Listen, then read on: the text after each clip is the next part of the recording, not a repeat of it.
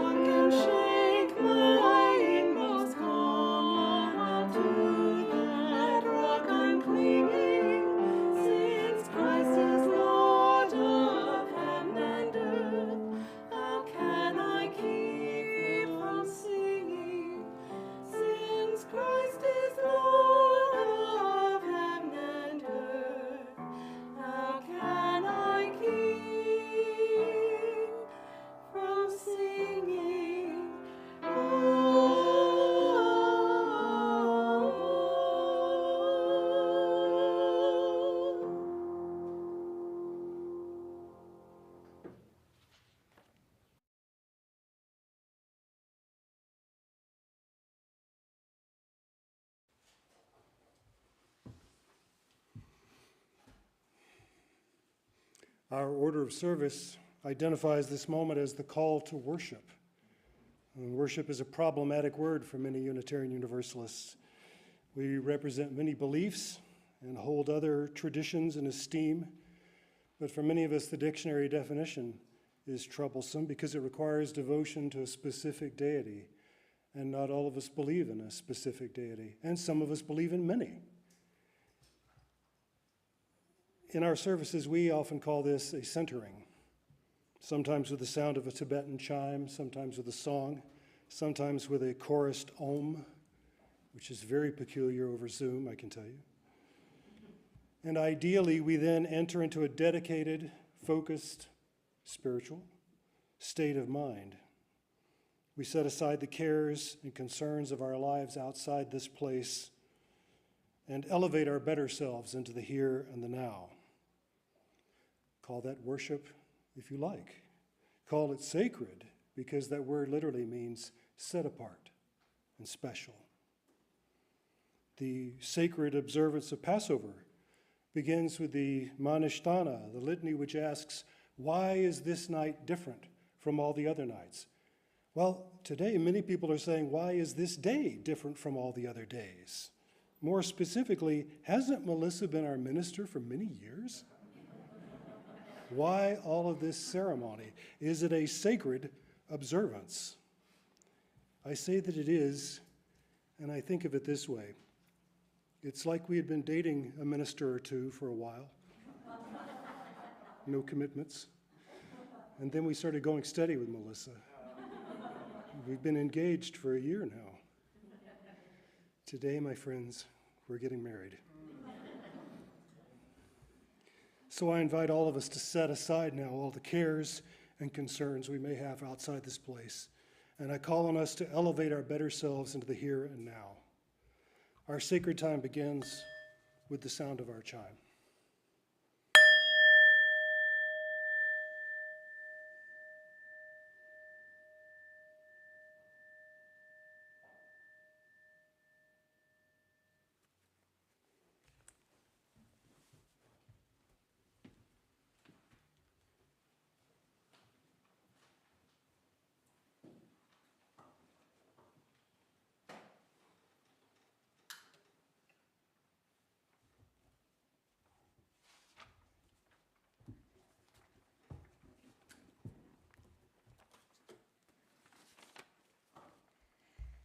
In our congregation, lighting the chalice signifies a welcome of the gathered community into a sacred space. Today's service is one of welcome. Welcome to all of you joining us in person and through the magic of technology. But even more, it's a belated formal welcome to Reverend Melissa as our sealed minister. The following words by Nick Wilburn summarize Melissa's years of service to UCCV that led to this moment, as well as the years of service we look forward to in the future. We light our chalice this morning in the spirit of gratitude, thankful for years of ministerial service to this church, for celebration of life and death, dedications and communions, for leading worship, grounding our congregation in spiritual practice, helping us to navigate the wonders and stresses of this world and make sense of good times and bad. Thank you for being a leader, a comforter, and a friend. Thank you for being our minister.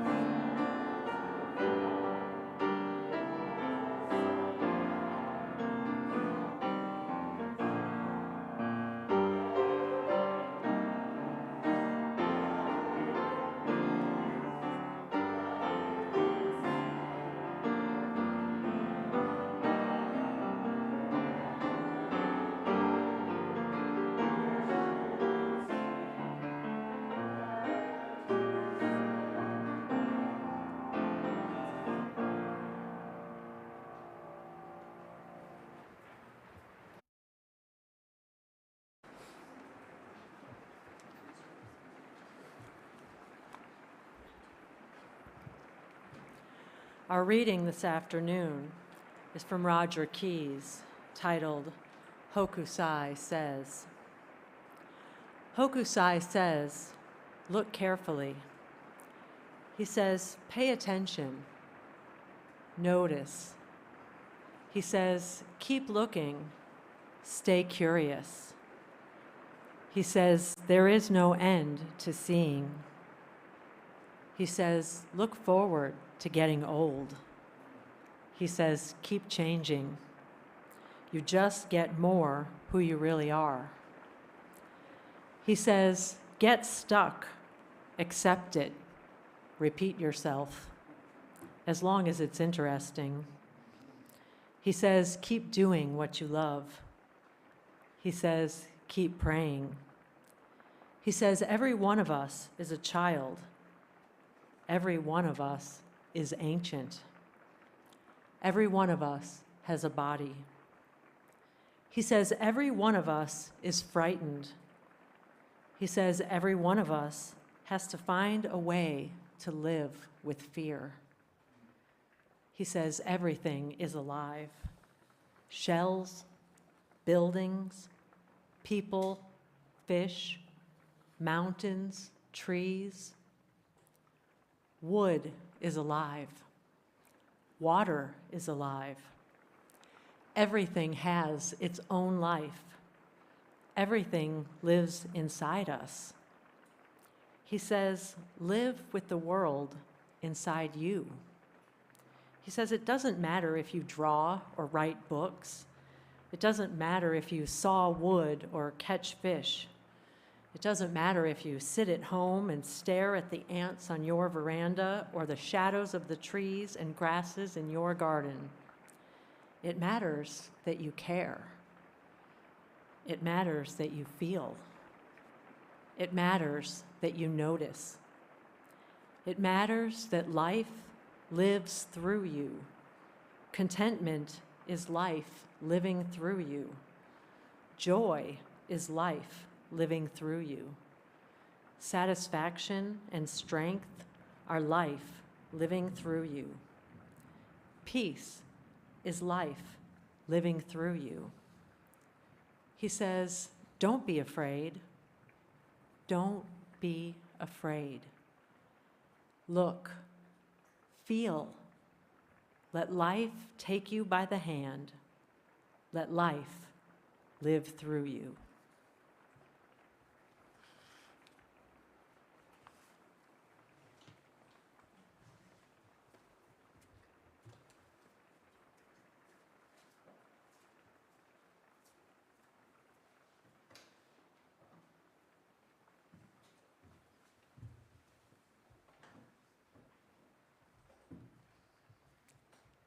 Good afternoon. Before I begin my official words, I hope you'll indulge me for a moment. I want to give you my systematic theology in about 10 seconds. So what I want to tell you is primarily what we are is energy.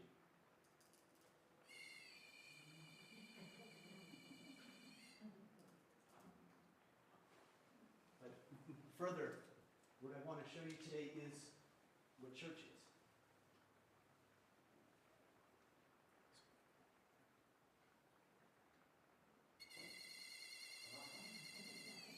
There is an energy that moves through us and within us and among us, and you can have maybe just a handful of volunteers to join me for a moment up here.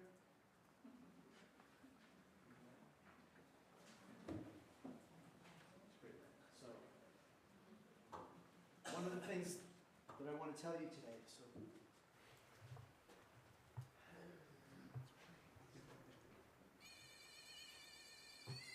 is all of us together. Now, what happens if one person lets go?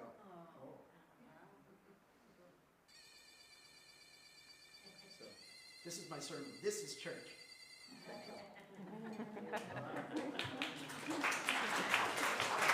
It's the tool. This is church.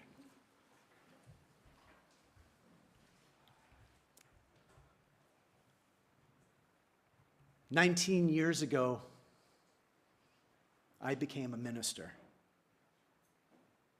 It was a beautiful early May day like this in Chapel Hill, where I served as an intern minister. I had seen the fellowship committee already, and I wouldn't be ordained for 2 more years. And those moments were important. They were thresholds crossed, and they were affirmation. They were official recognition, but this was just a small moment. But within its confines lay a transformation, a moment in time where I felt a shift in myself. I was preaching that morning while my supervisor, Charlie Cast, was taking a rare Sunday off, not just out of the pulpit, but actually out of the church building. And because Charlie wasn't around, people approached me to solve all the last-minute technical issues that arise in those last moments before worship. People would come up, where are the large print and braille hymnals? We need more candles for joys and sorrows. How do you turn the coffee pots on? Yeah, coffee, yeah. The sound system isn't working. And it's this last bit that comes into vivid focus in my mind's eye. And I see myself fumbling somewhat desperately in the sound closet on my hands and knees, checking cables, and finally seeing an unlit switch on a surge protector and praying and pressing that button, and then hearing that loud pop signifying that the speakers and the listening devices would be working. And so I untangled myself from the writhing cables, and I emerged from the sound closet like Indiana Jones escaping from the pit of snakes. Pulled the dust bunnies off myself, which I had to do again just as I came in this afternoon. I worked my way back down to the pulpit, and I just calmly began worship. But in that moment, in that small way, I began to see ministry for what it was, and to see myself as a minister doing real ministry in a real congregation, not an idealized version in which I exist always with one foot in the realm of the Spirit, ferrying people through the thin veil, preaching powerfully and poignantly, and I always have the precisely perfect words of comfort or wisdom. What I saw was ministry in a less sepia-toned version. I considered myself being a sacred janitor. And ministry is quite often minding a succession of small details, the little things that keep a congregation like this running smoothly, getting close enough to be able to discern what is needed in a moment. It's not what's most important about ministry, but it is a reality of ministry, one that I needed to understand and accept. So often, for me to move forward and to step into something new, I have to set aside an idealized version of that thing, to open myself to the actual opportunity as it is. Now, you know that all already. You're already 6 years into this relationship. You've already begun the work of moving beyond the idealized versions of yourselves and this shared ministry. You've begun the real, living, shared ministry of this place together. Begun dreaming of the future, dreams seated by who you are, each and all, seated by the needs of the community and the world around you. You've already noticed that real ministry can be so much more vibrant and exciting and deep and transformational, so much more than the idealized ministry that you imagined. You're already working with the complex emotions, joy and grief among them that rise up when you have the opportunity and the responsibility of letting go of part of who you have been to live into what you can become. Of course, you already know what a blessing the Reverend Melissa Sparks is in this world and in this congregation. Yes, because she relishes the real sacred custodial work of ministry, but more importantly, because you already have witnessed her gentle tenacity. You've already been the beneficiary of her clear, uncomplicated, loving gaze. You felt the peace that rises from being seen as she sees you. You've realized the gift that she has for the most important piece of ministry, which is noticing the holiness in each and every one of you, so that you can learn to see it for yourself and then share it with the others.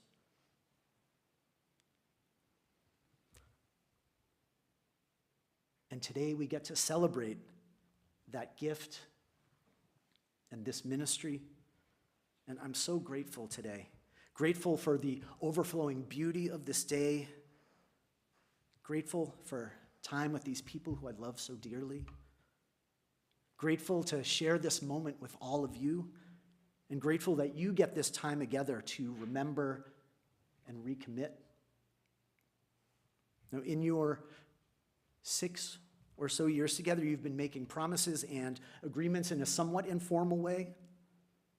All those small moments when that shared ministry became real to you all. When you faced into tragedy. When you had that moment of feeling that collective energy surge. When you were able to light up the sanctuary. When you experienced frustration and still came back together. When you have been shoulder to shoulder, when you have been hand to hand, or so often lately on Zoom. The formal words that you'll say in a few minutes are a reaffirmation, a recommitment, a way of saying that all of the things that you have hoped and dreamed and wish, well, that you meant it and that you would choose it again. Now, many of the important commitments that we make in life are, in fact, not ones that we make or choose once. Maybe we tell ourselves that they are, but it might be better to recognize that we do actually choose and choose them again and again. We do, in some sense, choose every day to walk back into the same friendships, the same life partnerships, show up for the same job or not. There is a powerful recommitment that happens, and maybe a lightening of whatever burden comes when we realize that we choose these things. We choose our political party every time we vote. We choose to be vegan or locavore every time we shop or order food at a restaurant. It's powerful to remember. And we choose this place every Sunday that we get out of bed and log on or point our feet in this direction. Why? Why do you and did the generation before? Why do I choose this? Now, I can't necessarily speak for you and what draws you here again and again, but I can try. I think we come for community, for that spirit of welcome and the warmth, for people. We come because we value the web of connections that get woven partly just by showing up, and even more so as you get involved.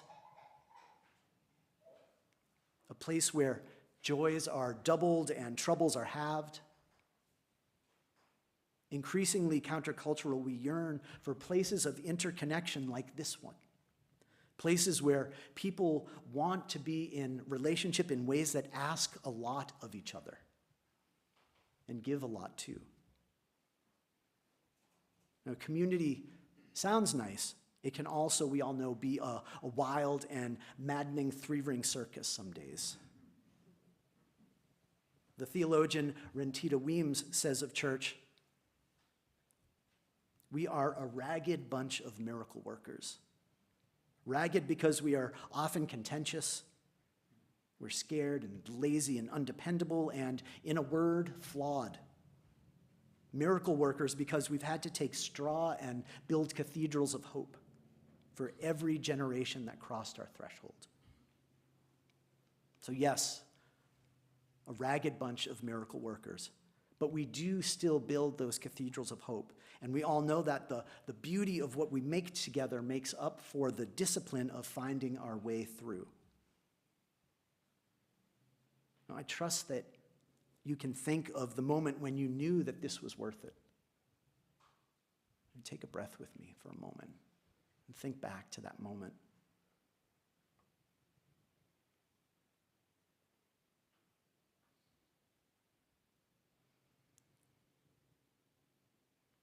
Rallying around a family struggling with tragic loss, as I know you know how to do. Speaking for values not yet reflected in our world. The moment that comes for me is seeing a couple that I watched through their early courtship one Sunday holding up their child to be blessed by all of you, the village that they entrusted this life to, who they hope will help shape it to be good and kind and courageous and to love it as they do. You know the moments. So community is one of our enduring purposes, the kind of community bound in self-forgetting, disciplined, committed love for one another. And what drew me in when I first attended was that here was this place where people were asking the questions and talking about the things that it seemed in my 20-year-old perception no one else around me was asking and talking about. And in ways that others were not talking about them. In the adult world I was entering, where there was a pandemic of loneliness and alienation, the church I stepped into had people crying and singing what seemed like the most vulnerable words about hope and fear. It was like the walls came down and we talked about what really mattered for once. What is justice? What is virtue? What is courage? What do we let go of that the world tells us matters but doesn't? All the questions that the poet David White says have the power to make or unmake a life. Questions that have no right to go away. Here was a place where people were helping each other to look carefully and to pay attention, to notice and to stay curious and to live with fear. Here was a place where we encouraged each other to feel and to care. And in our tradition, too, there is this long strain of asking ourselves, generation after generation, who is left outside the embrace of love? And how do we change that? The mentally ill treated like animals, women disenfranchised, people held in bondage, and as Lee reminded us, the Passover Seder reminds us that there are always places of bondage and liberation that we are called to.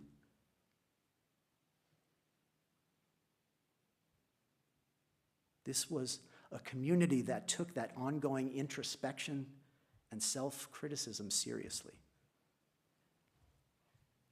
And we did so because the cost of not doing so was to be part of the pain and was to be unfaithful to the call of universal love that was and is still our heritage.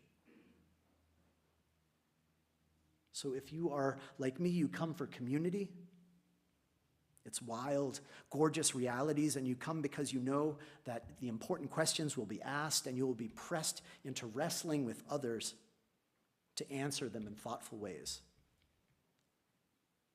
Finally, I think we come because we know this place will ask us to live these truths. Now, I want to remind you this afternoon that part of your role in this shared ministry is to help the Reverend Sparks resist the siren song that her primary function is to keep you happy and smiling and comfortable. As if all you are called to be as a congregation is a successful religious franchise in Hickory with Melissa at a drive-through window serving up bags of spiritual fast food on your way to somewhere else. Instead, help her and cheer her and encourage her to remind you that she's not selling anything, what she's doing is seeing the best in you and calling you to be as close an approximation to that as you can be. She's noticing where the sacred is showing up in you and you and you, so that you can see it for yourself and come alive, so that we can become the place that our communities and our world so desperately need us to be. All our talk of ideals is important, and all of our thinking and our dreams of landscapes vast and abandoned is foundational. It helps us to paint the picture of what we're aiming for, but it is the living of it all that will make it matter. And here we get to practice living into that ideal. It's our training ground, our beauty and truth lab, where we give each other the courage to turn toward each other and to turn toward the world instead of away from it. Here we renew our commitment to risk on the goodness of humanity that we can't always see. We are people who promise to be together in good times and bad, who covenant to be safe harbor that welcomes liberal religious seekers, to replenish and expand the spirit and the mind, to honor each other's gifts and minister to each other, and to translate all those words into action in this world. And then someone calls us and asks if we can bring a casserole to someone who's sick, or spend a night in a home where someone needs companionship or tending. Here we ask the big questions, the ones our life really depends upon, and we pledge to test our answers with nothing less than the choices we make every day. We remember the power to choose who we love, how we love, kindness over cruelty, courage over apathy and fear, joy over cynical despair. Here we take hands. We let the energy move through us and among us, and we light up the world, even if it's just our small corner of it. Here, as we take hands, we learn to let life take us by the hand. We learn to let life live through us.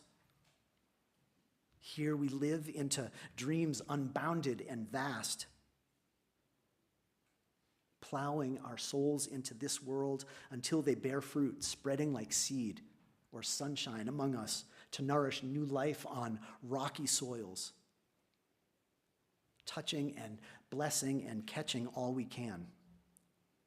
We'll practice it here so we get good at it, and then, as has been true since this place was founded,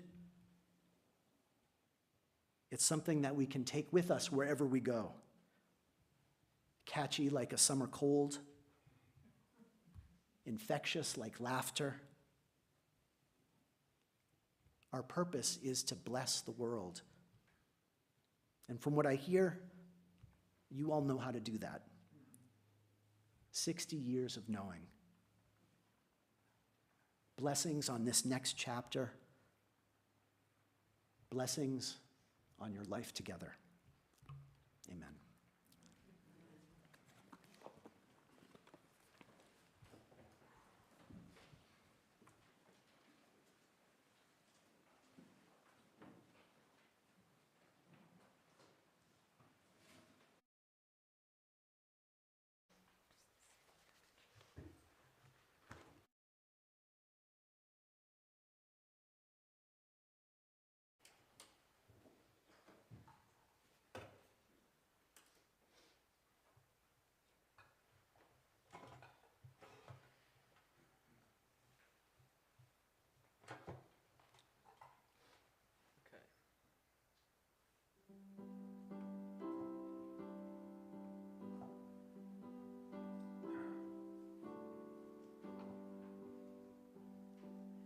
We are living neath the great big dipper.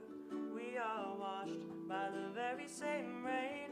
We are swimming in the stream together, some in power and some in pain. we can worship this ground we walk on, cherishing the beings that we live beside. Loving spirits will live forever. We're all swimming to the other side.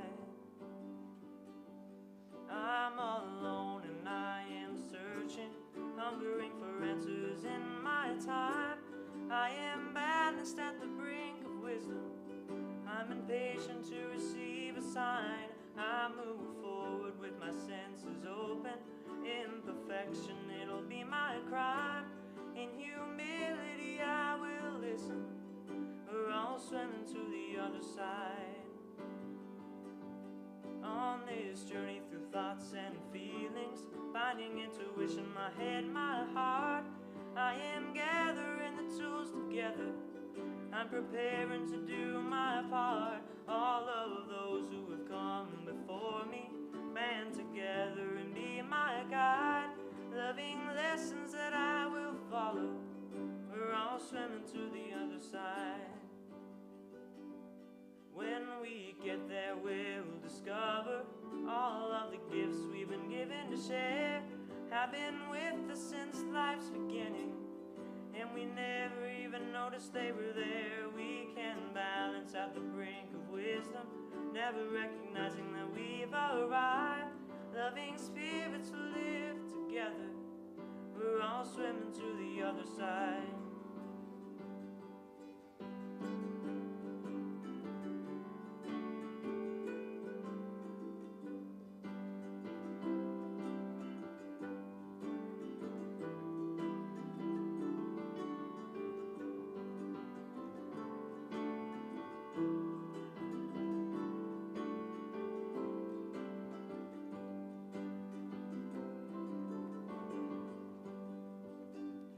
We are living neath the great big dipper. We are washed by the very same rain. We are swimming in the stream together, some in power and some in pain. We can worship this ground we walk on, cherishing the beings that we live beside. Loving spirits will live forever. We're all swimming to the other side. Loving spirits will live forever. We're all swimming to the other side.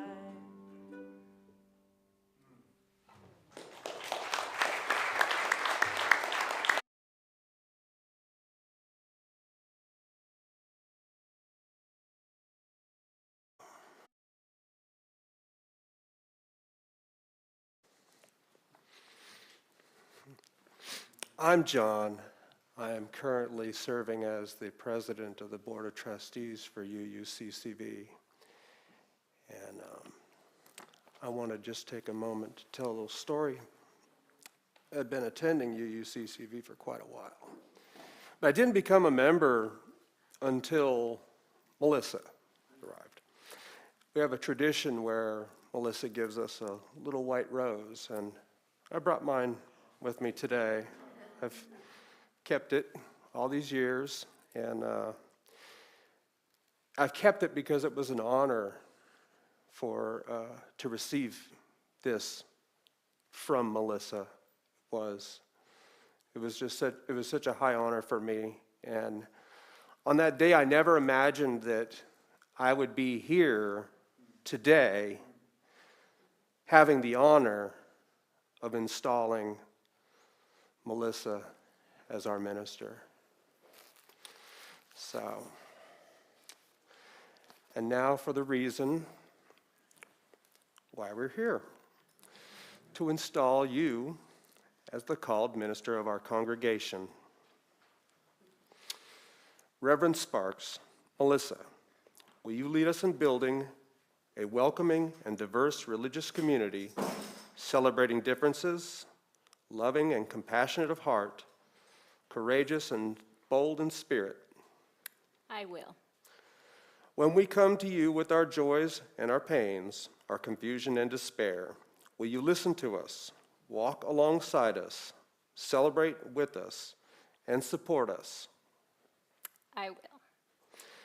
Will you challenge each of us, from the smallest child to the oldest adult, to grow spiritually and in our commitment to creating a more just world? I will. Will you join us in committing to the joy and hard work of shared ministry in this congregation? With great joy, I will. And seek the support of this congregation in this shared ministry. Members, please answer, "We will," to Melissa's questions. Will you step up to serve our congregation with your talents and resources so that our shared ministry will thrive? We will. Will you join me in the work of true welcome within our walls, even when it may be uncomfortable? And will you work with me to attend to injustice beyond our walls, remembering that our community exists not only for ourselves, but to facilitate transformation in our larger world? We will. Will you believe with me in the value of our community of faith and work with me to share our good news far and wide so that we may co-create a boundless and dynamic future? We will. Will you be mindful of my human imperfection, my need to care for my body, my family? Oh, got me.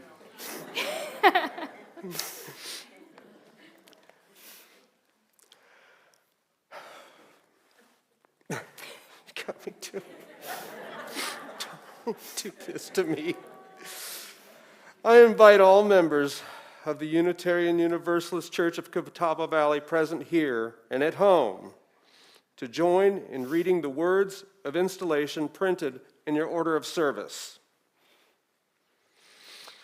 We, the members of the Unitarian Universalist Church of Catawba Valley, do hereby install you, Reverend Melissa Sparks, as minister of our congregation. We offer our resolute goodwill as you continue your work among us as our called minister. This is our covenant. May we always remember the spirit of this covenant and strive to fulfill its purpose. Ooh.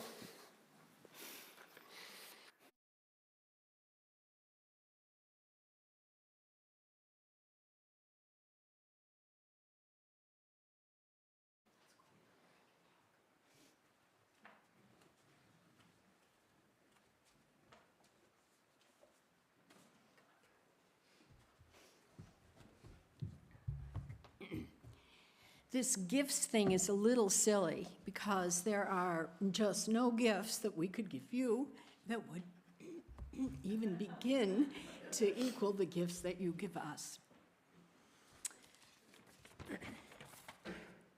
So here we are.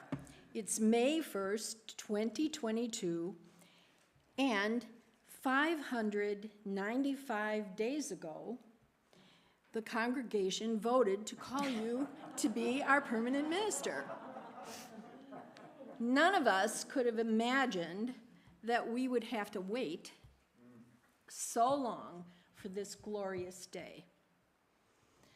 But it is a glorious day. It's a day to shout out our love for you and to celebrate our shared ministry. It's for caring for you as you care for us, and growing with you as you grow with us.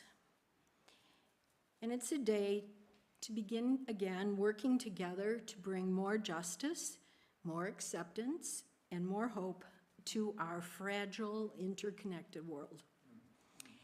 So today we wrap you in our love and we hold you in our hearts, and we got you this nice book. Ooh, yeah. Oh. You don't have to read the card. Oh.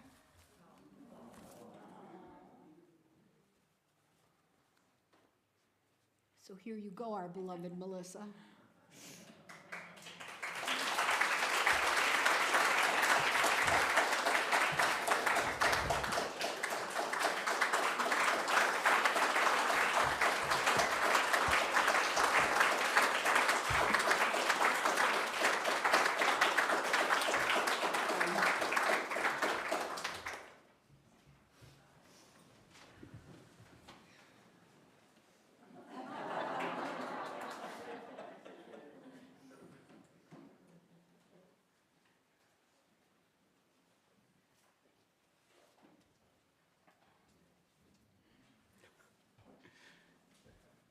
Good afternoon.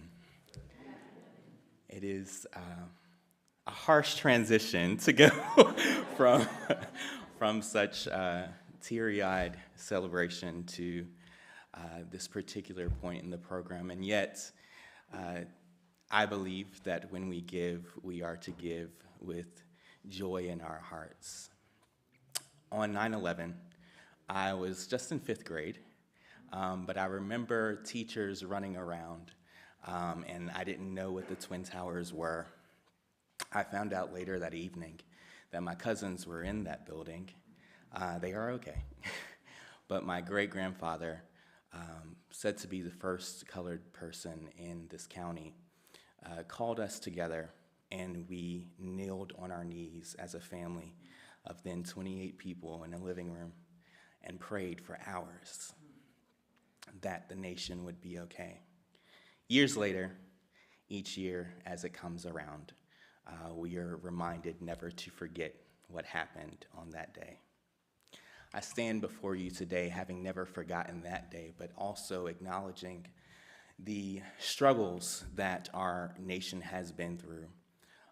The Catawba County Community Remembrance Project and community remembrance projects across the nation recall the time in which lynching was normal, the time in which between 1865 and 1960, people could be killed just for the color of their skin. Here in Catawba County, we have not yet acknowledged that properly.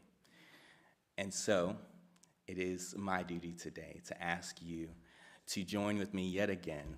I was grateful to see that the UU Church would be joining us as a partner in this effort as it fits your 7 principles.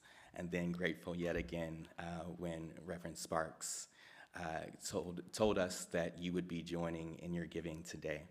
So at this time, I ask for you to join in your giving so that we might lift the victims, the names of the victims who have been lynched in this county, so that we might memorialize them properly, so that we may never forget and their families might receive reconciliation.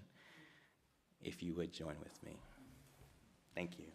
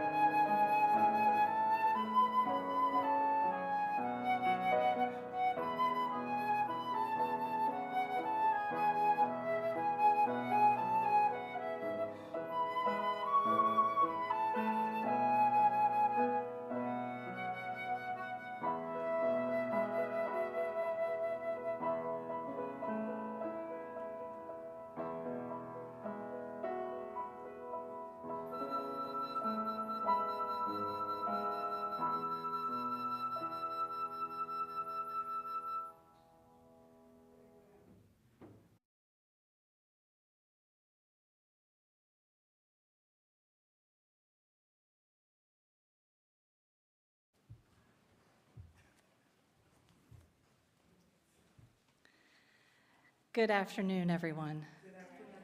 It's good to be together. I have the great good fortune to offer the charge to the congregation. And I am both honored and delighted to be here with you today on the occasion of the installation of your minister, the Reverend Melissa Sparks. I am honored to have been asked to participate, thank you, Melissa, in this joyous ceremony. And I'm delighted that you are taking this wonderful step of installing a minister to be with you on this journey as a community of faith and spirit. And so, as I said, my part in this day is to offer you a charge as a congregation. To ground us, I want to recall that Unitarian Universalist congregations are guided by congregational polity. That means all the decisions and the responsibilities rest with you, the congregation. This idea was recorded first in 1648 in a document known as the Cambridge Platform. That was quite a while ago. And I don't know if what we are doing here today looks like what they did in 1648. Probably, I imagine it's a bit different. But I wanted to raise that because this ceremony that we are partaking of today is part of a larger tradition that has been handed down across many, many generations. I want to impress upon you that the decision to install a minister as pastor, spiritual guide, and co-creator in this ministry is important and central to the life and understanding of what it means to be a Unitarian Universalist congregation. So in that spirit of reverence and obligation, I first charge you to attend with care and love to your relationship with your minister. Recognize and honor whatever covenant you have created between you to do this ministry together. Lift up her gifts and help her when she asks for help. And even as you appreciate Reverend Melissa with all the gifts and dedication that she brings, support her in her decisions to set boundaries so that she can continue to serve your community to the very best of her abilities. That charge is part of a much larger charge I give you today, which is to embrace your spiritual growth as a community. However much you have come to love and care for Reverend Melissa, and she for you, this is not her congregation. It is yours. You are the community. By calling and installing her, you are saying that you value this community and you want it to grow. And I don't mean in numbers, although that is also wonderful. By installing a minister, I invite you to think about how you are making a public commitment to your own spiritual growth and well-being as individuals and as a community. I recall here the lovely words of Reverend Kenneth Patton. This house is the cradle of our dreams, the workshop of our common endeavor. This is something you are doing together. It's a big undertaking, so let me get back into that janitor closet for a minute and give you a few tools to help you do this. In keeping with the sermon today, I invite you to find the joy. Building community is not easy, as I'm sure you already know. You do a lot of work, and the work is rarely finished. But the work is where we grow and learn together. So remember to celebrate the small milestones and to appreciate each other. However wonderful your minister is, and we know she is, your community is special to you because you believe in it and because you make it so. So, find the joy in building community. the meaning of shared commitments and sacrifices, and the joy and power of relationships. I am reminded of the words to the song, "We Laugh, We Cry," by Shelley Jackson Denham. And we believe in life and in the strength of love, and we have found a joy being together. Next, I encourage you to work and love each other, to work together and love each other. All congregations have their moments of challenge and disagreement and strife. In small congregations, these can be especially hard because the community tends to be close and everyone knows each other. Being in community means that you are committing to something greater than yourselves. Define healthy ways to resolve your differences. Listen to the wisdom of your minister. Seek and respect her opinions and guidance. That's why you've asked her to be your minister. But remember, too, that your minister cannot do all the work for you. In the end, it is the bonds of love that you build between you, the members of this community, that give it the strength and resilience you need to serve one another and the world. Here's another tool. Identify your gifts as a congregation. I heard someone say that the gifts you have are not as great as the ones that Melissa brings, so I invite you to dig into that. In a small congregation, it can be easy to take on too much on the one hand, or on the other, to get a little comfortable and simply act like a cozy family. One of the best pieces of advice for small congregations I ever heard was from one of our regional consultants, Connie Goodbread, and I paraphrase here roughly. Pick a few things and do them really well. You do not need to be all things to all people. Frederick Buechner said it another way. The place God calls you to is the place where your deep gladness and the world's deep hunger meet. So think about what you have to offer and the needs you see around you, and bring those together and create a ministry that fulfills the mission of your congregation and serves the world. And finally, I charge you to consider how you may be a blessing to the world. My friends, the world is a tough place these days. Perhaps it has always been so. In my community ministry of caring for the earth and seeking environmental justice, I see firsthand some of the challenges we face. The importance of people who are bold in their mission to love and serve beyond the circle of care on a Sunday morning is immense. There is always the impulse to create communities that are safe spaces where we can retreat and find comfort. That is not wrong. We need to renew and rest ourselves. But as a congregation, is that all we are called to be? The Unitarian Universalist call to serve the world is part of who we are as a people. Our theologies and beliefs have generally centered on the life in this world, not another. So let us be in this world to the best of our abilities, our time, energy, passion, and resources. I invite you to hear in part these words from Rebecca Parker's reading, Choose to Bless the World. The choice to bless the world can take you into solitude, to search for sources of power and grace, native wisdom, healing, liberation. More, the choice will draw you into community. The endeavor shared, the heritage passed on, the companionship of struggle, the importance of keeping faith, the life of ritual and praise, the comfort of human friendship, the company of earth, the chorus of life welcoming you. None of us can save the world together. Excuse me, none of us alone can save the world. Let's get it right.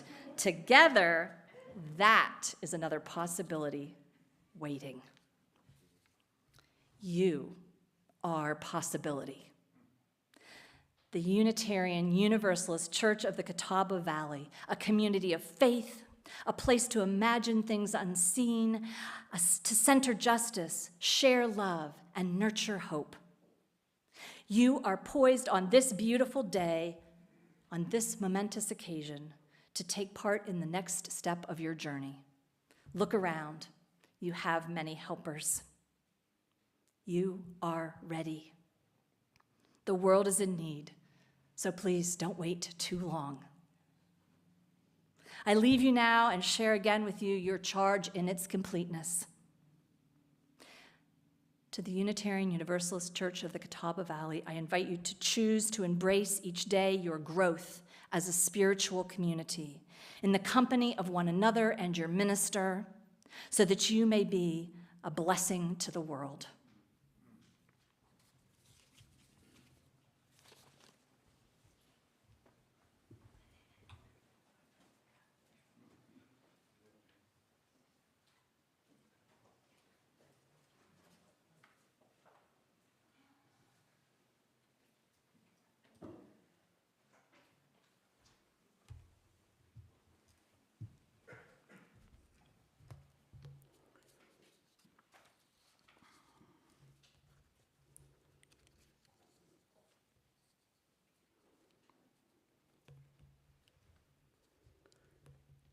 Esteemed Reverend Sparks,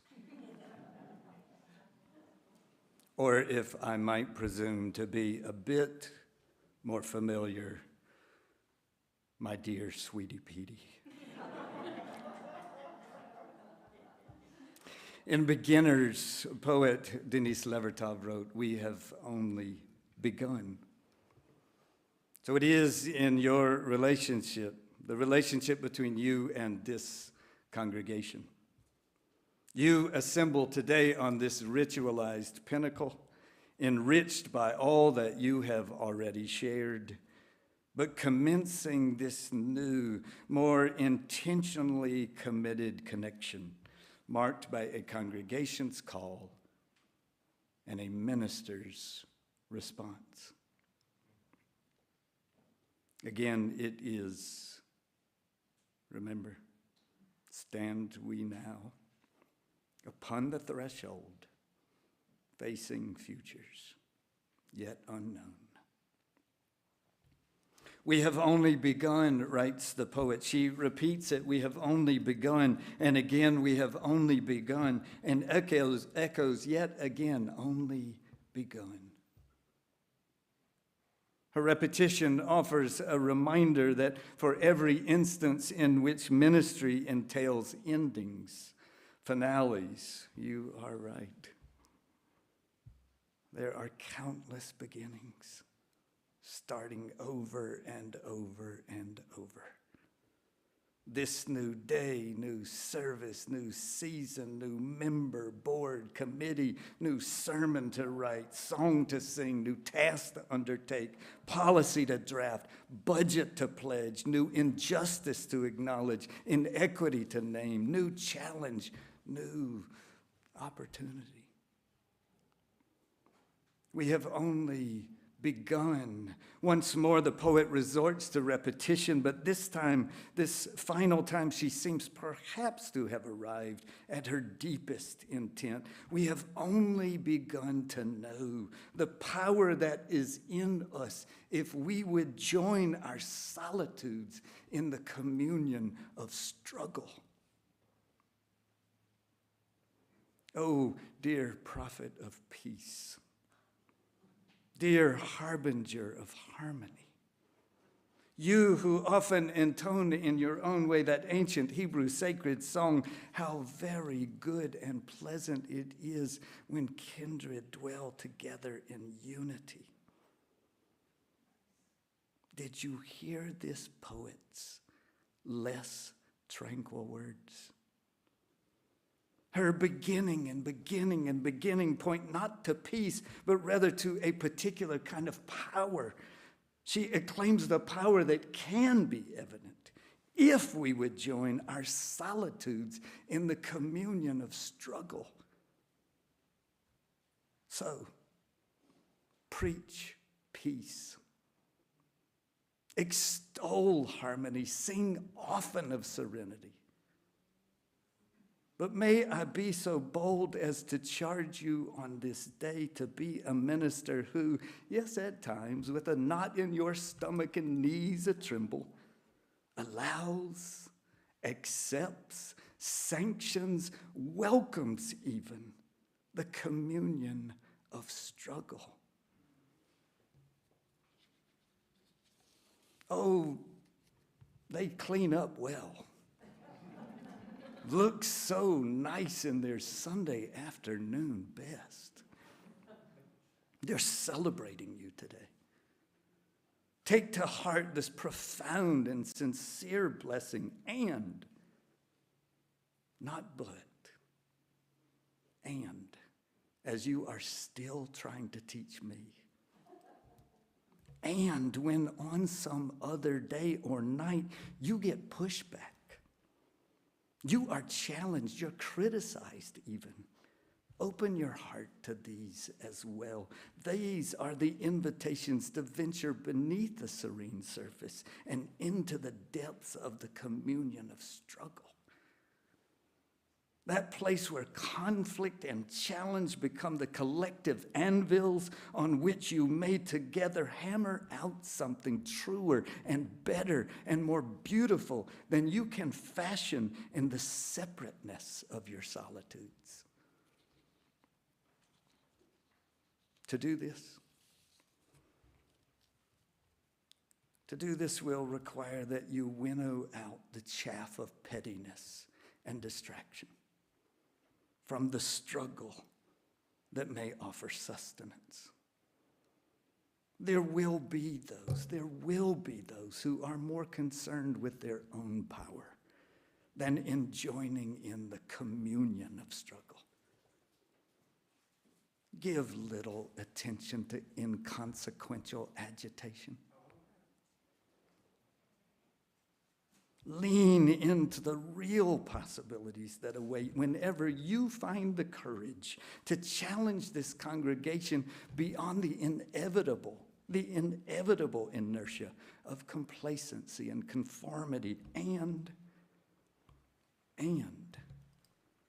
when they similarly offer you the kind of wise resistance that will arise because they too are committed, they too care deeply. We have only begun. Beginning today ritually as a settled minister. My beloved, whom I adore and respect, don't just be a settled minister.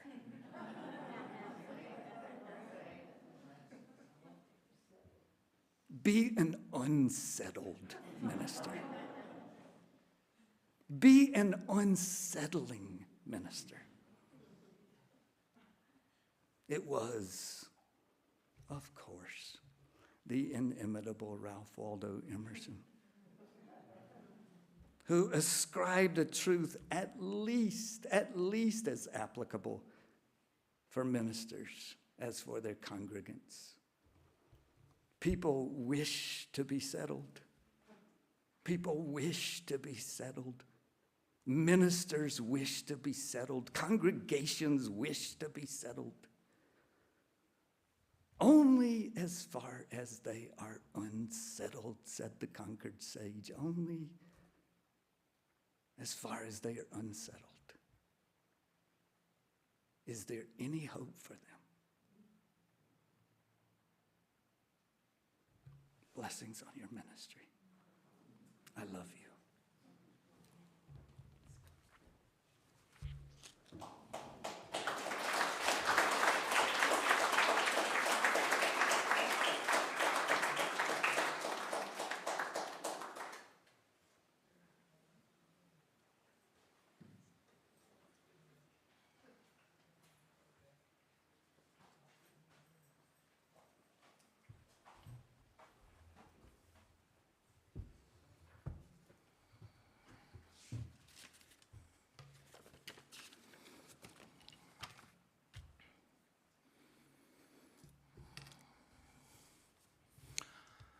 I wasn't planning on saying anything before our closing prayer, but John, you're to blame. You mentioned Melissa's gift of the white rose. And Melissa, you never said this anything to me, and I don't know why you started with the white rose. You can explain later.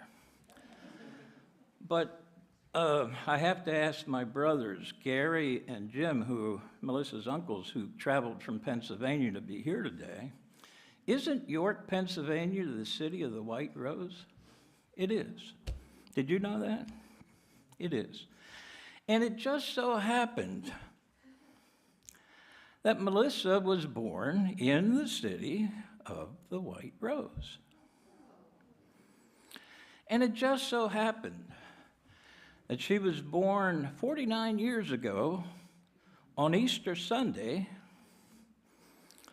and it was also Earth Day. And I have to say that I thought, wow, this is an old soul coming into this world, and this is going to be quite a ride. And it has been, and it's just been so wonderful. I am blessed to be your father. So, we didn't get to sing happy birthday to you on Earth Day. No, we're doing it. Congregation, she says no. What do you say?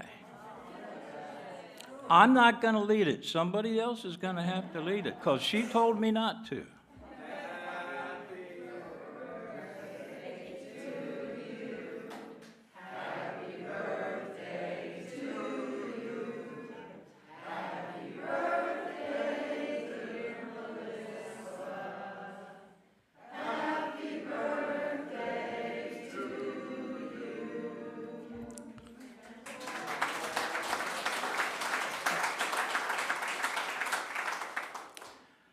Let us enter into prayer.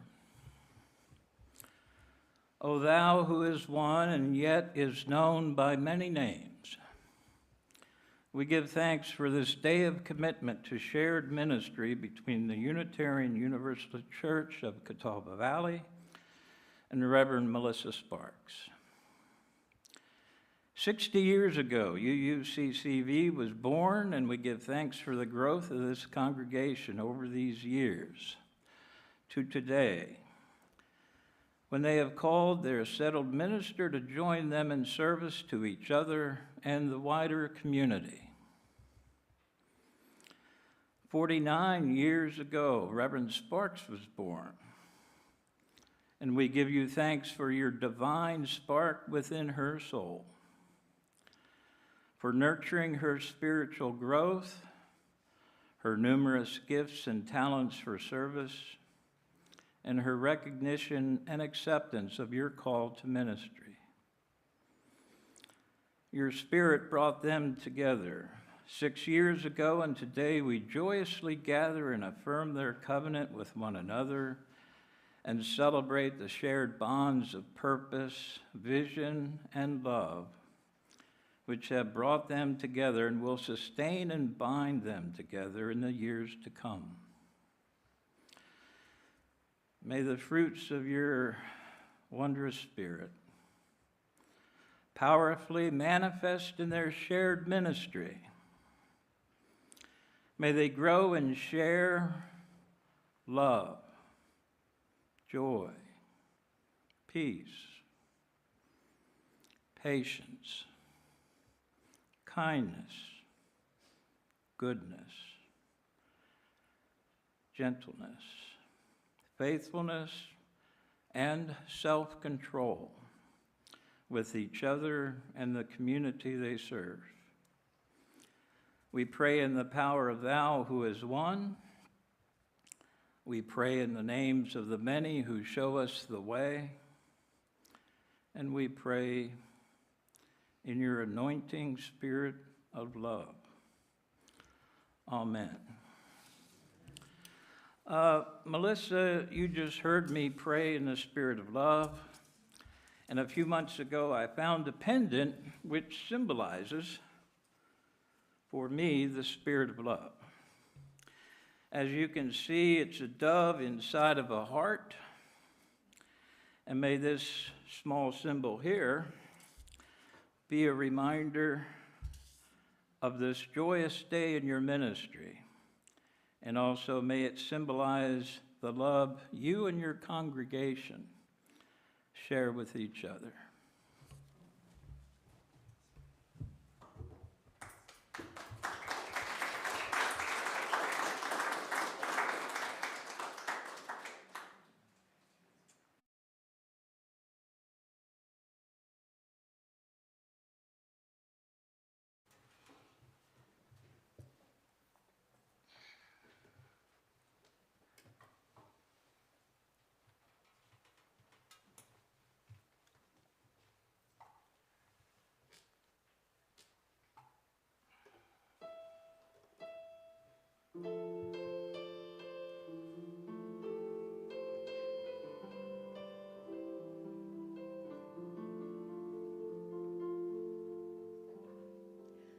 I see trees of green, red roses too.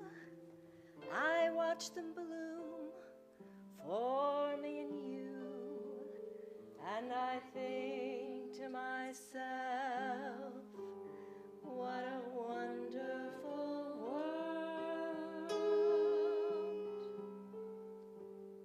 I see skies blue, clouds of white, the bright blessed day in the dark sacred night. And I think to myself, what a wonderful world.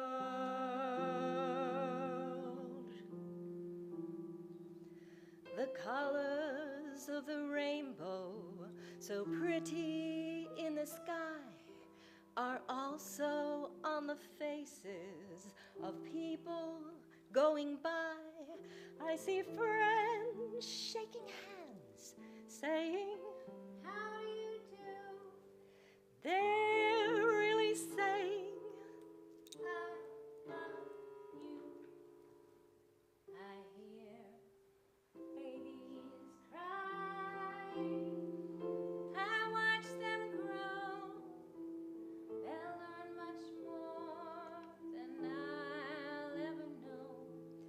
And I think to myself, what a wonderful world. Yes, I think to myself, what a wonderful world.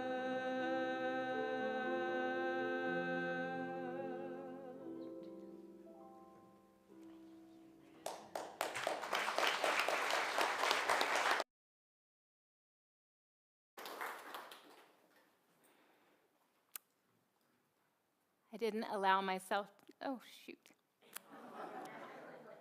I didn't allow myself to write anything down because I trusted that the Spirit might move.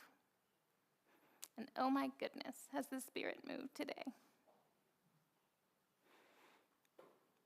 People have asked me in the last couple days, how are you doing?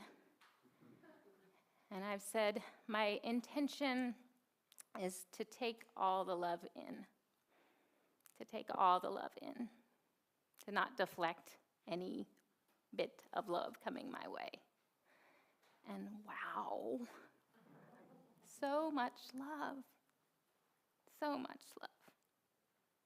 I love you. I love you. I love, I love you.